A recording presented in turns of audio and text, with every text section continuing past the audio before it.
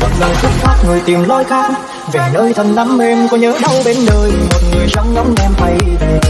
đâu đây